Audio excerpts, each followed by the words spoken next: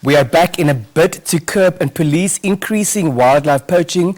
The U.S. Fish and Wildlife Service, in collaboration with NAMPOL as well as the Ministry of Environment and Tourism, will present a wildlife crime scene investigation course to Namibian law enforcement officers. Here with more information is the law enforcement attache for Southern Africa in the U.S. Fish and Wildlife Service, Ed Newcomer. Good morning, Mr. Newcomer, and welcome to Good Morning Namibia. Good morning. Thanks for having me. Are you a newcomer to Namibia too, or just to the show? I've been to Namibia several times, but the surname Newcomer serves me well. Great. Let's talk about the background on the mandate and activities of your esteemed office, please. So the U.S. Fish and Wildlife Service, we are a national police agency in the U.S., and we have federal agents that enforce wildlife laws there. As wildlife trafficking has become more of a problem, we have stationed 7 of our special agents overseas to serve in our U.S. embassies as wildlife law enforcement attaches, and I'm the one that covers Southern Africa. We're mindful of the surge in wildlife poaching, but could you elaborate on what specifically necessitated the establishment of an office in Southern Africa? Well, as I said, we have 7 agents now around the world. 3 of those are in Africa, 1 in East, 1 in West, and 1 in Southern. Wildlife trafficking is impacting every country in the world, and Southern Africa has been hit particularly hard. As Namibians know, rhinos and elephants have been poached heavily in unsustainable numbers. Lions are now under threat, and other animals such as pangolins that you wouldn't have expected to be threatened. So the U.S. recognizes that this is a global problem, and we want to try to be part of the solution in solving that problem. So we're putting our agents overseas. Interestingly enough, in our parliament yesterday afternoon, the leader of the official opposition alleged that we have too many elephants, for example, and that's part of the challenge, that the numbers are too high. What do you make of such a view? Well, Botswana has similar issues with large populations of elephants in certain parts of the country. But the interesting thing, if you look at it more from a regional perspective, the elephant populations in that area between Namibia, Angola, Botswana, and Zambia, and Zimbabwe, their natural behavior should be to migrate around that area as food sources are available and water sources are available. But because poaching in some of those countries has become so heavy, elephants are smart. They go to the countries where they're safest. And Namibia and Botswana pretty much have the best law enforcement programs going to protect their wildlife. There are still challenges in those countries, but the elephants know that they're safest in those countries.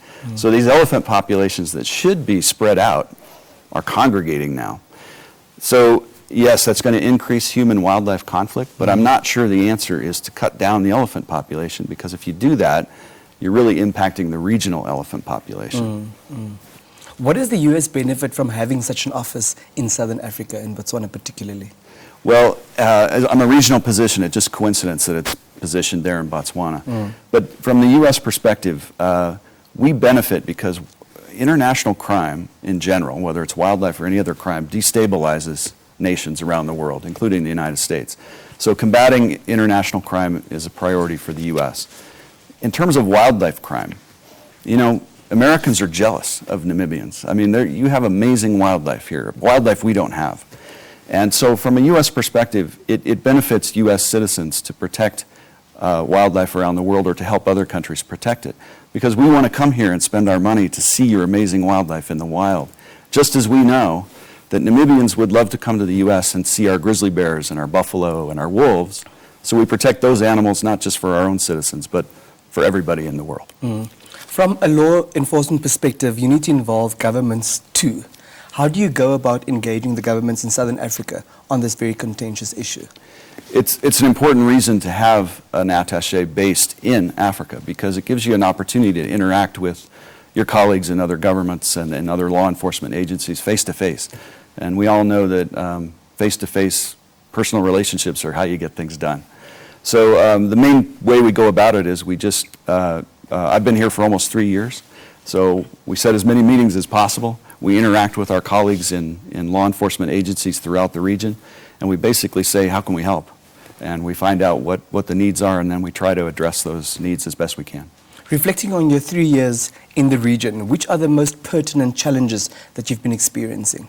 Well, I think you touched on it a little bit when you talked about the issue of, are elephant populations too large, or what is the situation there? Human-wildlife conflict is certainly one of the largest issues. But there's also this issue of making sure that we're looking at the entire criminal enterprise. Just catching the poacher, the individual who is economically disadvantaged, who's taken advantage of by the larger syndicates, is not the answer to stopping poaching and trafficking. We have to address that because criminal activity is criminal activity, but we also have to look at the middle level traffickers as well as the kingpins. And a very important part of that process is wildlife crime scene investigations. Absolutely. And that's why you're here. Please talk to us about what that entails. Yeah, well, a wildlife crime scene is really similar to a murder scene. I mean, you have all the same elements. You have a body, most of the time, or evidence that something was killed. And you have evidence at the scene that's going to help you link a suspect to the victim, which would be the animal in this case, and the scene. It's very, very important to process that scene properly so that you can collect all the evidence you need to eventually identify suspects, make arrests, and make prosecutions. But we all know that cases can fail if the basic law enforcement work at the very beginning is not done correctly. So, in as much as it's very similar to a murder scene, what makes it different, and what are the particulars that you'll be training our law enforcement officers in during this workshop? Right. So, a wildlife crime scene is unique, particularly in Africa, because you have so many elements that can interfere with the scene. The weather, you have predators and scavengers that can come in and destroy a scene. And the remote locations make processing a crime scene extremely difficult. If you're at a murder scene in a city, you can have as many officers and as much equipment as you need to get it done. But if you have an elephant or rhino poaching that occurs in the bush in a remote area, you have to get all your equipment and the people you need there. So you may find yourself processing a crime scene with just 1 or 2 officers and a handful of equipment. So that's a real challenge. What are the ultimate objectives of the workshop? What would our officers be able to master upon completion of the workshop? Namibian police understand, just like U.S. police do, that continual training is the key to maintaining good professional police forces. So what we're hoping is, by providing this training, we can build upon the training that the Namibian police and the Ministry of Environment have already had, and we can reaffirm with them the skills and techniques that are needed and appropriate at a good crime scene evaluation.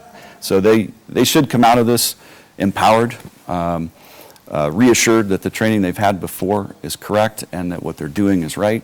And I'll tell you one great thing about getting law enforcement officers together for training is they exchange stories and they exchange experiences about what happened to them. Best practices, exactly. Yeah. You earlier mentioned that the crime is quite multifaceted. There are many stakeholders involved, also as far as perpetrators are concerned. Do you plan to get some of the other stakeholders involved too, members of the public perhaps? Absolutely. I've been a U.S. law enforcement officer for wildlife for 15 years. And one thing I've learned over the years is that it's fine to go catch bad guys, but unless the public is invested in protecting wildlife and understands why it's important, you're really not having an impact just by catching bad guys. So the U.S. Fish and Wildlife Service is committed to making sure that resources are there to educate the public about why these things are valuable and why it's important to Namibia, and not just Namibia, but the whole world, to have these wild animals there for us and our future generations. What's your sense of the prospects of success of curbing wildlife poaching? Could we win this fight? Absolutely. I'm completely optimistic. One is by looking at history.